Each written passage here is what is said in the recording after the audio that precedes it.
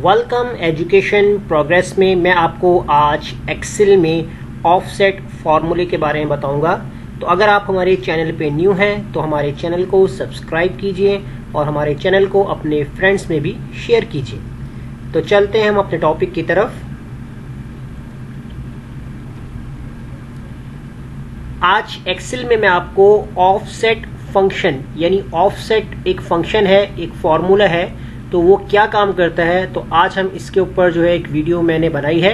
तो इसके ऊपर हम डिस्कस करेंगे कि ऑफसेट फंक्शन का कैसा यूज एक्सेल में किया जाता है। इसके लिए पहले काम आप यहाँ देखें, आपको ऑफसेट जो है वो फंक्शन बारे में समझना है कि ऑफसेट क्या करता है। ऑफसेट फंक्शन क्या करता है कि आपके डाटा में से आपका रिकॉर्ड आपको निकाल के देगा, लेकिन इसकी कंडीशन ये होती है कि ऑफसेट हमेशा जब अप्लाई किया जाता है तो वो एक नंबर माइनस होता है। यानी कि अगर हम कोई भी वैल्यू स्टार्ट करते हैं तो अगर मैं यहाँ से काउंट करना शुरू करता हूँ 1 2 3 4, तो ऑफसेट शुरू करता है 0 1 2 3 4, इस तरीके चलता है। तो कैसे, अब जहां पर हम अप्लाई करेंगे तो आपको समझ में आएगा।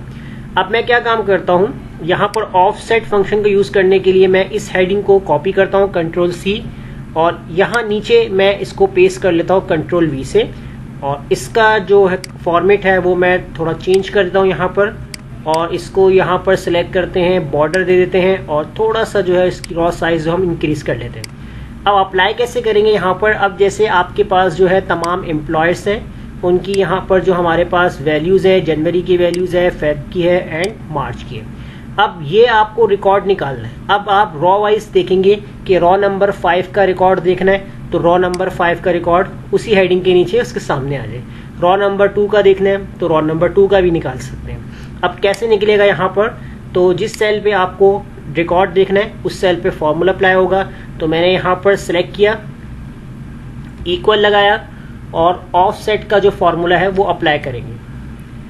सबसे पहले आपको यहाँ कहेगा रेफरेंस, तो रेफरेंस के अंदर आपको करना क्या है, यहाँ पर आप देंगे आप अपने एम्प्लॉयर्स का सेल, यानी कि आपने रेफरेंस देना है ये वाली हेडिंग्स।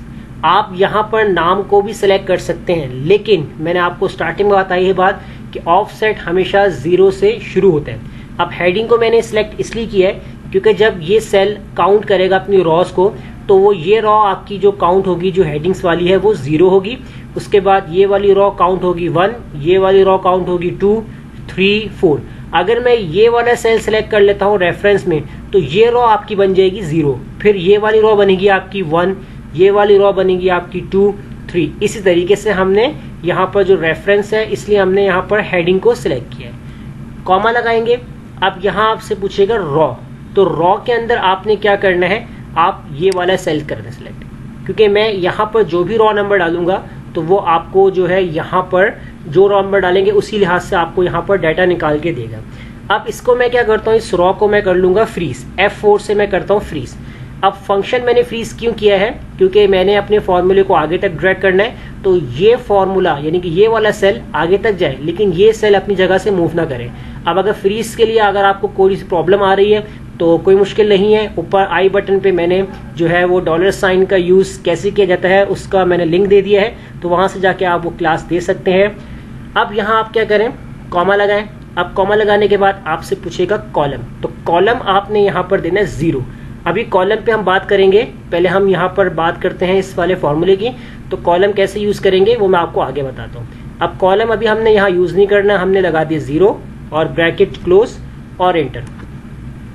अब देखिए मेरे पास नाम आ चुका है एम्प्लॉय का, और मैं यहाँ पर इसको ड्रैग करवा देता हूँ और इस वाले सेल को थोड़ा सा हम हाईलाइट कर देंगे ताकि हमें याद रहे कि यहाँ पर हमने जो है वो रॉ नंबर सेल लिखना है। अभी यहाँ पर लिखा हुआ रहा है हेडिंग्स तमाम जो रिपीट ऊपर हो रही थी, तो अभी यहाँ पर कुछ लिखा नहीं है, इसका मतलब है कि 0 का मतलब आपके पास ये वाला जो रिकॉर्ड होगा वो नजर आएगा।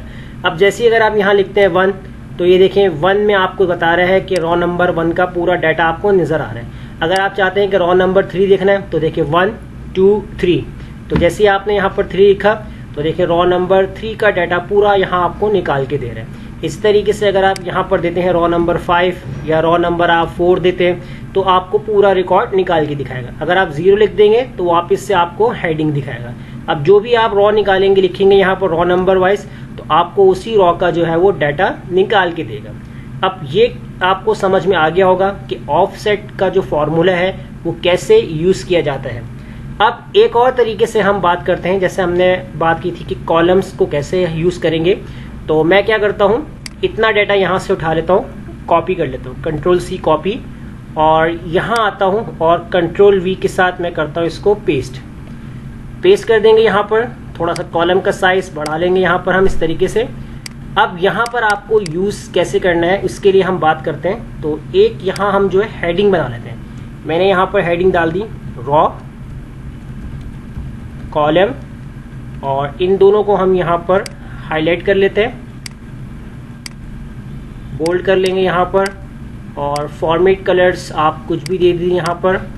और यहाँ हम बात करते हैं रिजल्ट की। तो रिजल्ट के लिए हम यहाँ पर हेडिंग डालते हैं, यानी कि जो भी आपको रिजल्ट देखना है तो आप यहाँ पर इस तरीके से इसको भी आप बॉर्डर दे दें, बोल्ड कर दें, फॉर्मेट आप कोई भी रखना चाहे रख सकते हैं, और इसी तरीके से ये सिलेक्ट कर लें इस तरीके से सेल को। अब देखिए यहाँ पर हम कैसे जो है वो कॉलम को यूज़ करेंगे। अगर आप यहाँ पर जो है डाटा देखना चाहते हैं कि मुझे 10 नंबर्स निकालना है या कोई भी रिकॉर्ड निकालना है, तो आप इसी फॉर्मूले को यूज़ करें, इक्वल ऑफसेट।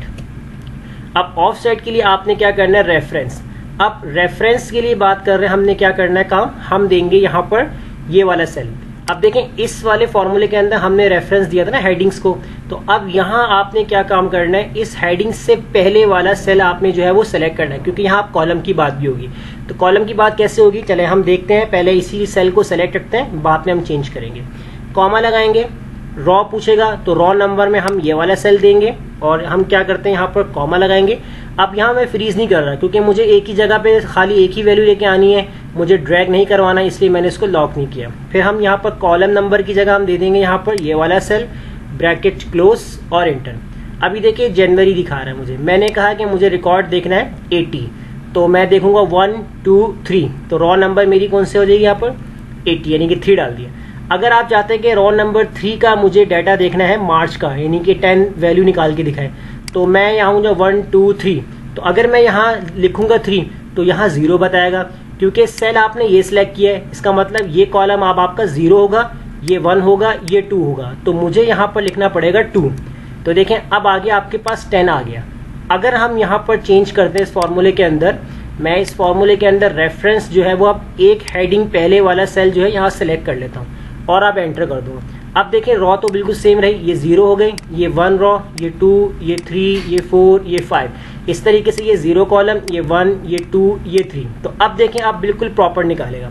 अगर आप चाहते हैं कि आप यहाँ पर 30 का रिकॉर्ड निकालना चाहते हैं, ये 30 नंबर लेके आना चाहते हैं, तो रॉ नंबर देखें आप 1 2 3 4, तो जैसे आपने यहाँ पर लिखा 4 रॉ, और उसके बाद आप कॉलम नंबर डालना चाहते हैं 2 1 2, तो आप जैसे यहाँ पर कॉलम नंबर 2 लिखेंगे तो ये देखें आपको आपका आंसर मिल जाएगा। क्या आ रहा है, 30 आपका जो है वो आंसर आ रहा है। अगर आप यहाँ पर डालते हैं कि आपका जो है रॉ नंबर अगर आपको 50 लेके आना है, तो आप यहाँ पर 50 कैसे लेके आ सकते हैं, तो आप यहाँ पर रॉ नंबर अपनी बढ़ा दे, 5 आपने बढ़ा दिया, तो देखें 5 के हिसाब से जो है वो आपको आपका आंसर मिल जाएगा।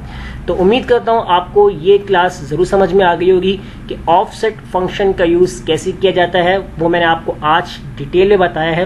तो अगर कोई प्रॉब्लम आ जाती है तो कमेंट में लाजमी बताएं, ताकि आने वाली वीडियो में आपकी इस प्रॉब्लम को सॉल्व किया जाए। तो तब तक इजाज़त दीजिए, मिलते हैं अगली वीडियो में। शुक्रिया।